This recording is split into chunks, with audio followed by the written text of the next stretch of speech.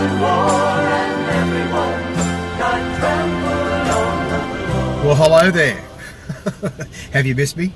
Yeah, it's been about a week since I did a video. So what happened was around about that time where I did the video about where I was with my brother about the solar system and the sun having a fart and it created all the planets and stuff, and that video I put up when I was sitting in the park with Casey and the pedophilia there. In Toy Story, I sensed the Lord was moving in me in a whole new way that I both didn't understand or comprehend, or frankly would ever have dreamed that would be happening to me in this life. I'm truly, I feel blessed right now. I feel, why me? Why are you doing this to me, Lord? In a good way. Also, some days it's a difficult way, but you can't just, you can't pick and choose the parts that you like about this. It's going to be a difficult journey sometimes, but I do feel really, really blessed. So around that time, I felt something new was moving me within the Lord. Something new was from the Lord was moving within me, and I went camping. So as soon as I got there, I thought to myself, I just needed to be closer to the Lord, just get rid of all the voices, have no internet reception, just take my Bible and my thoughts and, just go camping for a few days and try to understand exactly what's going on with me. And the first thing I realised when I got there was that, let him go to the wilderness for a few days. So this wilderness thing is starting to make some sort of sense now. It's not the same meaning every time the word's used. It's got a different type of meaning for it each time it's used. So what's happening to me at the moment is the Lord is showing me exactly what this spirit thing is. So we're told that the Bible is a spiritual book.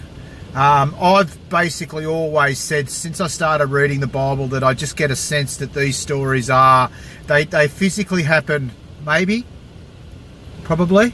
They physically happen, but more so they're a parable for that time, other times, the time we live in now, and the battle that rages within. That's what I feel these stories are, and the Lord has given me the eyes to see how to read the Bible better through this prism. So the verse that really I can explain this best is Genesis 1 verse 2. So Genesis 1 verse 2 says, "And the earth was without form and void, and darkness was upon the face of the deep." That's just come to life for me, that part. "And the Spirit of God moved upon the face of the waters." And then verse 3 says, "And God said, let there be light, and there was light." And verse 4, "And God saw the light, and that it was good, and God divided the light from the darkness." Now, why I return there is because another question I've been praying about is why are we here? How did it all happen? Why are you doing this to us, Lord? Because it's all very well to say I found truth and everything's cool now, but I'm still living in this fleshly state in a world that's controlled by Satan. So I'm like, I still want answers, Lord. I still want to know why you've done this to me. Have I sinned in heaven? Have I erred? Has something happened? And I just keep reading and reading, and the answers are slowly coming to me. But why I return to that verse is because it directly addresses those questions. Because it talks about here, "And the earth and darkness was upon the face of the deep." Okay, and then you've got and the Spirit of God moved upon the face of the waters. So I'm starting to think that the waters make up the deep, and that's what you see above us, right? In a fleshly, earthly sense, that's the earth. I see the waters. But that you see up there, the blue sky, that's the deep. But there was darkness upon it. Satan, Lucifer. I'm just reading Isaiah, and I just read the part where how Lucifer, how have you fallen, and it all ties in with Genesis 2, I think. But this is just to explain this video, what I'm trying to say. I'll do it in Genesis 1, 2, because it's the easiest way I can sort of address this, and I really want to get this down, because one of the reasons why I've been so quiet on this channel is because I'm trying to process this, and I'm really trying to put it into words what's happening to me. Now, in verse 3, it talks about the light, and God said there was light, and God saw the light, and it was good, and God divided the light from the darkness. Now, when you read that through a fleshly prism, which I have every time I've read Genesis, I've read Genesis 5 times now, and we're quickly coming to a 6th. There'll be a 6th time very, very soon I'll be reading Genesis, now that I understand all this stuff I'm understanding. I used to think that the darkness was day and night, and when God said it was good, it means that it worked, it was good. And I think, well, isn't God perfect, so why does he need to check whether it was good or not? No. Light from darkness is the two forces. So there's two forces in the world. You've got evil and you've got good. And God divided those two things because there was darkness upon the face of the deep. He doesn't want it there. He wants it gone. He wants evil eradicated. So he created earth and said, Satan, all right, you go for it. You go for it. Lock, stock and barrel, Buster, you go for it. And it's like he's trying to prove a point to Satan and let Satan be defeated in his own devices, and we all play a part in this, because if people weren't here, there'd be no point in Satan having his earth, I guess. And then the battle rages within us, within these stories, within the Bible, the parables for today, yesterday, and days past. The battle also rages within. Now, when you find something new that you find in the Bible, and you go, oh, that was in a movie, and you think, oh, hang on, I'm on the right track here, because this is how the people who control the information, particularly those within the world, that, you know, the people who haven't found Christ, who aren't interested in truth, that's just how they laugh and mock at you, because if they get to laugh and mock at you, that means their truth is true within their belief system, right? So it's like with the flat earth, you know, if people just mock and ridicule you and go, well, that's it, you know, I mocked this guy and I got him on this point and you don't have a working model, you know, that means the earth must be a globe. That's how that's sort of how their heads work, you know.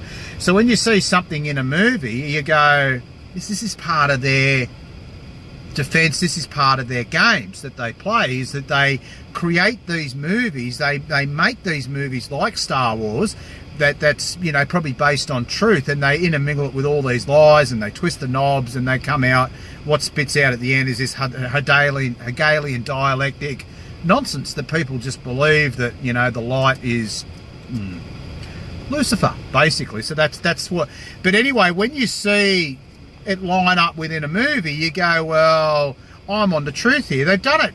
They do it all the time. Like they did it with that Truman Show. You know, a little bit of truth, and then they just sensationalise it and they make it seem stupid. And then you say these things, like I say these things, and people go, oh, that was in the Truman Show.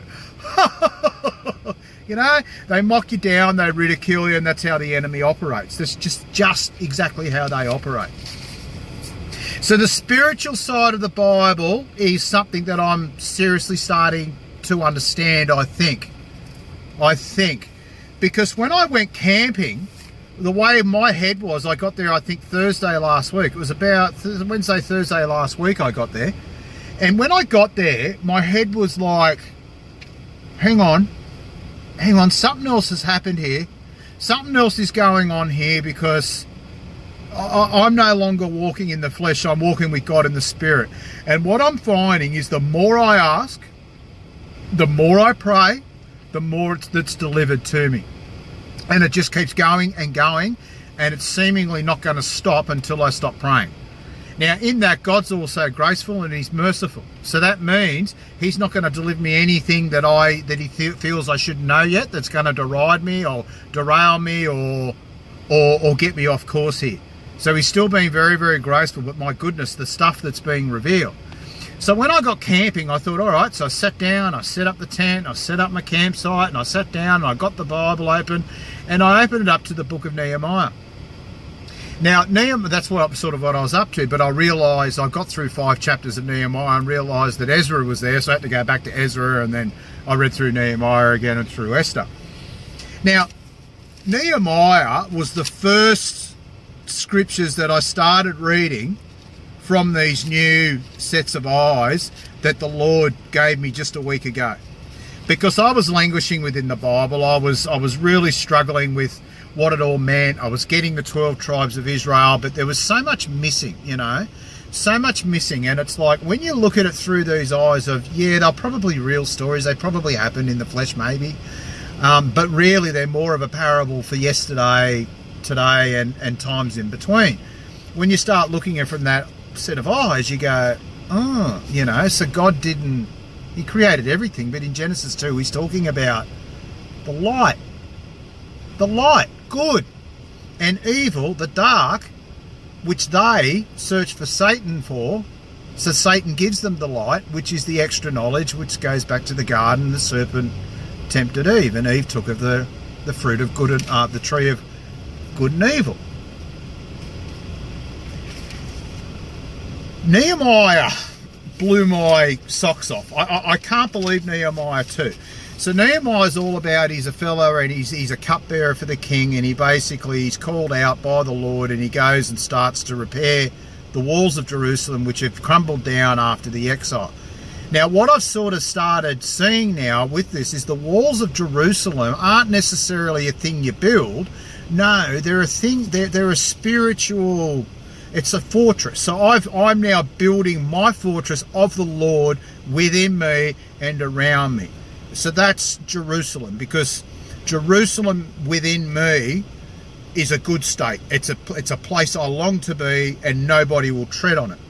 But in these days, and probably the days of now, the walls of particularly the days of now, the walls of Jerusalem have been trodden upon good and rotten because of those who are dwelling within Jerusalem. Now, the modern day Israel, they're imposters. They're the synagogue of Satan that Jesus was talking about in Revelation 2:9. That's them, and that's what they do. So for every action, there's a reaction, and for every person that's walking in good, there's others that are walking within evil. Different beliefs, different, the way we're created, the seed. You go back to Esau, and it's all starting to flow. It's all starting to flow. And you look at Nehemiah 2. My Bible's just open to Job. Job. What on earth was Job 2 all about? I get Job. I get the book of Job, I think, but Job 2. Satan come up, and he was a man of God. Was that another telling of Adam from a different perspective, Job? I think it might have been. It's my impression. But Nehemiah 2, right? So Nehemiah 2 basically starts off, and it says, "And it came to pass in the month of Nisan, in the 20th year of the king, that wine was before him, and I took up the wine and gave it unto the king. Now I had not been before time sad in his presence." So it sounds as though Nehemiah, who was a great man of God, of the remnant, who was gone to build up the walls of Jerusalem, which had been crushed during the Babylonian exile, which we're probably still in now to this day, he was comfortable within the presence of the king. "And wherefore the king said unto me, Why is thy countenance sad, seeing thou art not sick? This is nothing else but sorrow of heart." Okay, so this is Nehemiah, a great man of God, who's been called out by God to minister to people, really, to bring up the walls of Jerusalem again, which again isn't a physical thing, it's a spiritual thing within himself and within others. 12 tribes of Israel. "And I said unto the king, Let the king live forever. Why should my countenance be sad, when the city, the place of my father's spectres, lieth waste, and the gates thereof are consumed with fire?" So these gates and the walls and the fire, that's what's happening today. That's what's happening today. In the Jerusalem is in rack and ruin, because very few people have found truth. Very few people are following Christ. Very few people have taken Christ as their saviour. And Jerusalem, in the physical sense, is held by the imposters, those great blasphemers from Revelation 2:9.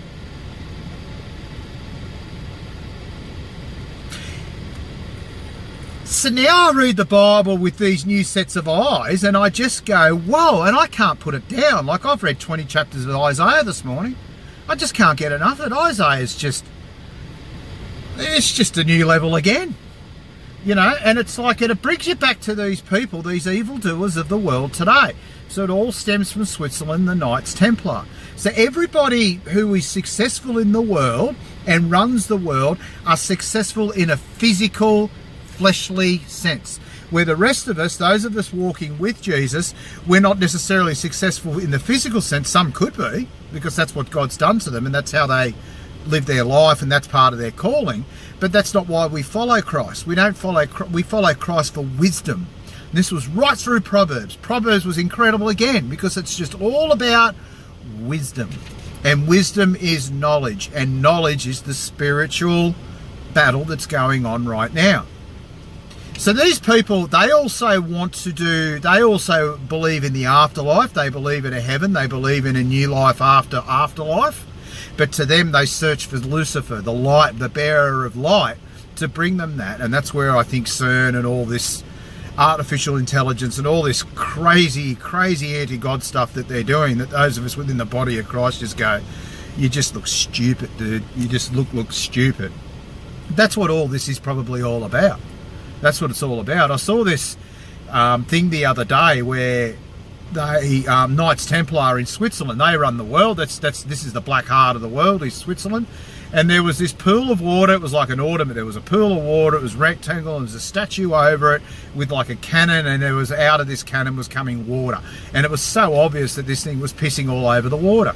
And you look through the Bible, and waters and trees are just of God. The finest of waters and trees. You go back to Exodus 15. It was right through Job. It's right through the Old Testament, the waters and the trees. You know? So to me, it's all go now. It's all go. It's been go now for me for a good 2 months, but particularly over the last sort of 6 weeks or so, it's all go. All systems go. Nothing will stop me now, and I just feel like I see all the time a couple of things where the Lord has said to me, I prayed for the Lord, steer me clear of false doctrine, steer me clear of evil people, of evil teachers, and the Lord just said to me, Brett, if you see Globe, or if you see Freemason. So he gave me those eyes in a physical sense, and now he's giving me these eyes in a spiritual sense, you know. And I'm at a point now where I'm probably not going to ask others for guidance. I'm just going to go in my own journey, go in my own way. I'll still listen to others, don't get me wrong. I'm not going to be a rock sort of thing. I'll still listen to others, but before I was looking for guidance, I was looking for clarity. But you only do that through the Lord. You pray, you ask the Lord, and every time I pray for something, he delivers. Sometimes I got to look back and see what I prayed for, because do you do that? Do you remember what you prayed for? Do you remember what you prayed for last week? So if you don't know what you prayed for, how do you know your prayers are coming true or not, you know?